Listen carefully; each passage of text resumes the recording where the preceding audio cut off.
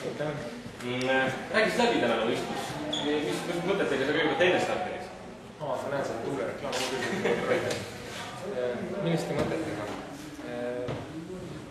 Enestunne ei olnud kõige parem, aga suutsin ennast kokku võtta ja motiveerida, siis tõsiselt aasta mägiratta tippsündmus on selline vihadatum võistlus, milleks tuhanded inimesed, ma arvan, valmistuvadki nagu selleks tipphetkeks ja nii me kõik tippsõitjad ka nagu proovime siis tänaseks päevaks maksimaalselt ennast mobiliseerida ja valmis olla ja mis ma oskan öelda, ma läksin hästi pingevabalt, sest mul on see maratoni võit nagu olemas juba, et ma 10 aastat olen seda jahtinud, lõpuks nagu sain, et selles mõttes oli kuidagi kerge oli olla. Aga ikkagi läksin verd olema, läksin ikkagi võidu sõitma, midagi kellegi nagu juhuse oleks ja kellegi ninkima ei läinud. Tead, päris alguses juba neljakesi ees tegelikult. Saime asfaldi peal minema, aga üsna pea oli minu jaoks nagu selge, et need mehed siin kaks minu kõrval, need olid nagu klass oma, et teised planeedid. Et seda sahti küll siis nagu tõmbas silmad pilukile ja tõsiselt oli raske ja süda oli paha ja raske oli, aga niisugune kergele poole. Et me teame kuidagi nagu sain üha kiirelt selgeks, et tulin nagu võrreldes ennegi statisti rollis, et proovisin nii kaua kui võimalik vastu pidada ja andsin endast kõik, et lõpuni jõudsin. Sulle pakkus tegelikult tiimikaaslane kokku, et Plaksis. Peaaegu lõpuni koos. Tulime peaaegu lõpuni koos. Ütleme, kolmas koht oli ka tänu temale, et ta tegi väga kõva tööd ja ta väga kõvasti ohverdas ennast minu jaoks. Võib isegi neid kahte meest kätte saada, kui see maha jäi natuke äparduse pärast, aga väike äpardus ja mõni sekund ja kui teised vennad on klassi omaetega seda mõnda sekundit enam nagu naljaga taga ei tee. Ja ta ohverdas tõsiselt. Ta on nagu uhkeda üle ja selline noor, andekas tuleviku tähtuna. Tema nagu tippaja peal tulevad. Tema nagu võttis veel mind kui tiimi kaptenina kõik selleks, et ma saaksin vanade vahel, et ma olen tegelikult temaga suuresti võlgus. Mis siis ikka? Mis nüüd edasi peab olnud? Kas nüüd antakse lugu pihku ja saadetakse rahaga vistama? Nii hull see asi ei ole. Eks ma toimetan korra siin viimaste selleks, kes lahkub kindlasti. Et mõnus üritus ja mul on hea meel selle nii palju rahvast ikkagi tulnud vaatama ilmale ja kuidagi lahendada asja sees olla. Kerge ei ole, aga vankrit vedada ja mul on hea seal vankri eesistes olla. Millised võistlused sa eelmisena ei olnud, kas sa võistad? Tead. Kindlasti on Lätis viimane SCB, siis maratoni etapp on järgmine pühapäev. Selle üldvõidu olen ma tegelikult ära kilustanud, et viimane etapp midagi ei muuda. Ja kindlasti on see Haanja 100 ja siis on selline ookeanitagune veel kulminatsioon. Ja jäsime plaani võetud ka, et sellised on oktoobri lõpuni läheb välja. Aitäh sulle, palju õnne välja. Ehk ütlesid teile kokku palju õnne. Eile ka teine tegelikult mägiratas peedis või vastutatas peedis. Kus siis täna puhul oli? Täna kõiges ei puhunud. Ma arvan, et füüsiliselt oli ka Tanel oli öelda. Rattavalik oli ka, ma arvan, väike eelis oli selle siklukoossi rattaga. Et siuke uskumatu pori kohtud, kus ma tegelikult arvasin, et see siklukossiga ei ole nagu üldse midagi teha, siis seal oli selgelt näha, et nagu kui tema nagu libises läbi, siis meie kelgutasime taga nagu. See on hästi raske ja ütleme, esimesed pori kohad, siis ma nägin ära, et ega siin seda nagu porises nagu maha ei jäta. Siis ma hakkasin üldse mõtlema, et kus seda üldse nagu teha, siis ainult asi, mida peale mõtlesin, et lõpus mingi kilomeeter on lõppu saeporu kohtu, kus on natuke pehmem. sinnamaani ma mõtlesin, et me lihtsalt istume ja sõidame ja ma isegi ei ürita rünnata enne.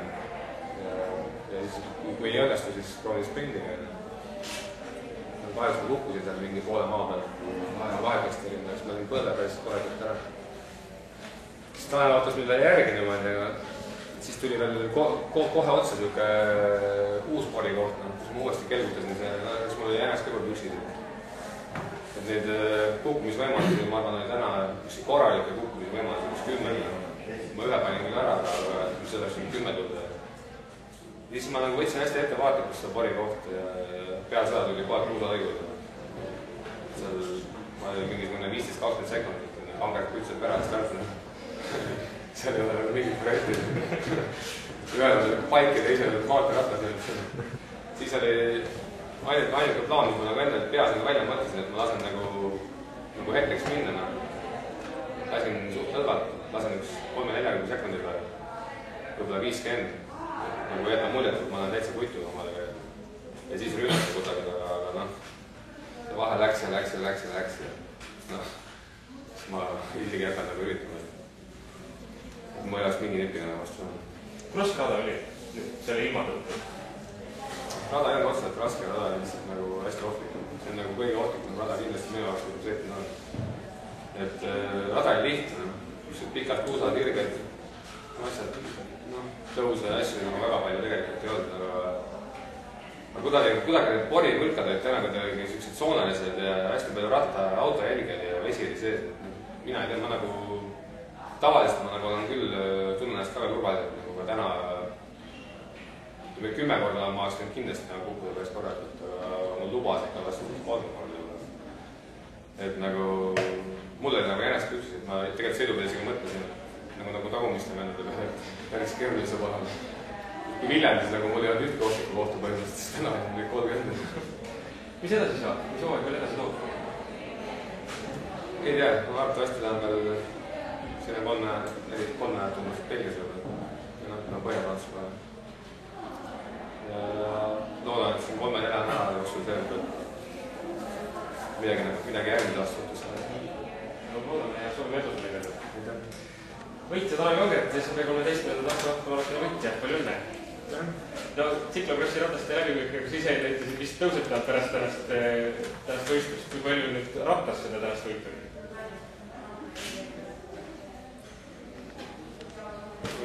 Ma ei usu, et ma nüüd nii kuidagi eelisseisus olin. Et üks asi, mis mul kindlasti aitas selle ratta puhul on, et mul on suhteliselt väike kaal ikkagi, et kui panna selline keskmine Eesti jalgrattas sinna peale, siis üldjuhul ikkagi võib muuta sellega, et ta ei oleks nii mudavalt tädi saanud.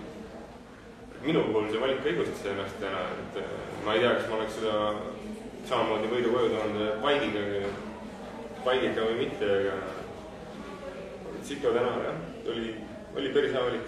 Räägi enda vaatepunktist ka, sest täna on võistlus läbi, et kuidas sul tundus, kuidas teised mehed sulle konkurentsi pakkus? No hetke algus ikka sikutas niimoodi, et mul oli täitsa tunne, et siin on mingi suurema kategooria võistlus, et tõesti sikutasin nagu Rambo esimesed 30-40 kilti, et sealt edasi hakkasime hetki, kus võtsime 40 pikemaid vahetusi, et ma arvan, et üldiselt väga palju haiget teed, et sa mingit moodi mul oli selgeks ka, et kui kõige suurem konkurentist ongi tema, et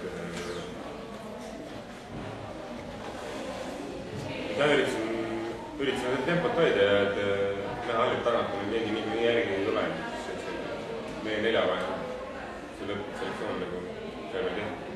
Siis läksime F-iga. Sul seisab tegelikult üks äärmiselt oluline võistlus korva ees, sest kolmapäeval lendad juba ära Austraaliasse maailmameistri võistlustele. Mis plaanidega sa sinna lähed? Võistlema. Ma ei hakka mingit kohti välja ütlema, et täna tegelikult ma alguses pindsin just kehvasti just esimesed need 2-3 kilomeetrit. Erastajas nii tohi olla, algusest peale hea. No üldiselt on see väike reis ka, et ma eile tulin Eesti autod laevaga. 2 päeva ratast ei kuulnud isegi 3. Võib-olla oligi sellest, et oleks kõik kinni olnud. aga eelmine kohti ma ei hakka välja ütlema, et nii palju, et tahaks sõita paremini kui viimane kord, kui ma seda eraldist 97 oli või tookord ma olin 31 või 30, vist ei mäleta. See on kindlasti ka üles. Selles on muidu on enne.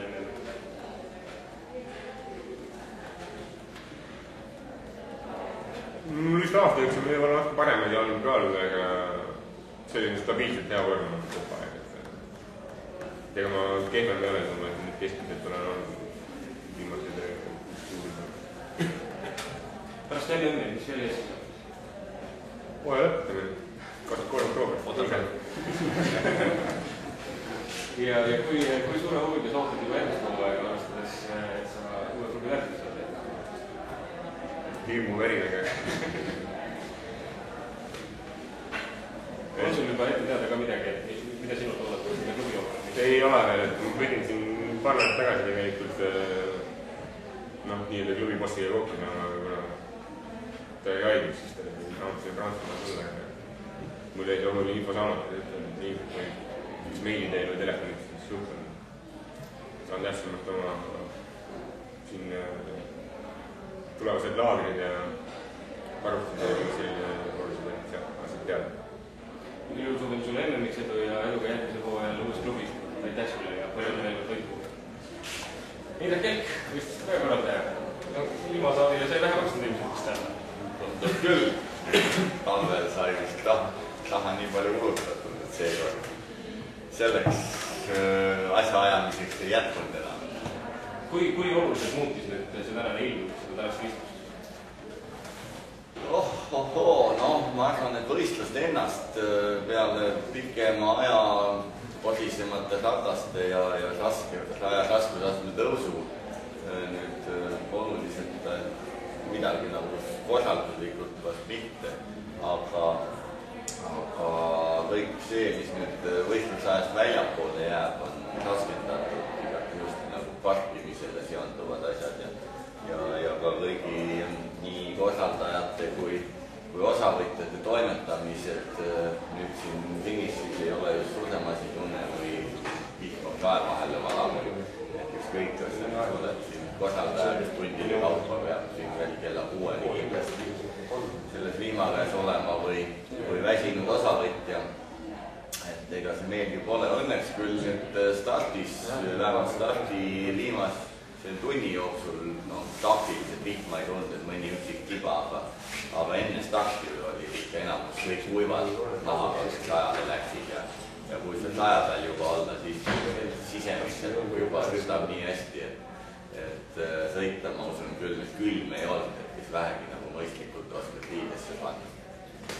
Aga ega jah, 10 aastat olen ma 11 aastat rattamaratonisi vedanud ja minu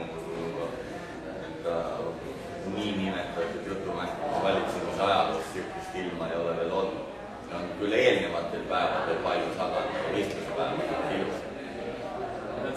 Registreerunud arv oli 5500, praktiliselt kõik numbrid sai välja antud. Kas see tähendab seda, et järgmisel aastal suurendada seda arvu või jääb seda sammast? No ma arvan küll, et suurendame. Täna kui vaadata nüüd Tehrandi uues staadionil seda stardikoridori ja seda, kuidas rahvas sinna mahtus ja selles valguses ei tekkinud küll ühtegi probleemi, et kui me kartsime natukene seda, et võib-olla sealt vastlate stardikoridorisse tulemine võib olla raskendatud, kuna staadionile sissepääs on ainult kahest otsast, sest need kitsad klepid, mis tribüünide kõrval on, eriti jalgrattaga liikumiseks ja veel tuhandetel on väga ebamugav, ebasoosiv. Aga neid probleeme me ei näinud ja ruumi staadioni peal on pika distantsi puhul, ma arvan, et saame hakkama veel küll 1000 lisanduva starti ja seda limiiti tõsta täna. Parkimine ja niisugune asi on hoopis nagu keerulisem probleem. Aitäh, Indrek! Võistlus veel kestab, nii et head tööposti sulle ka. Aitäh teile kõik!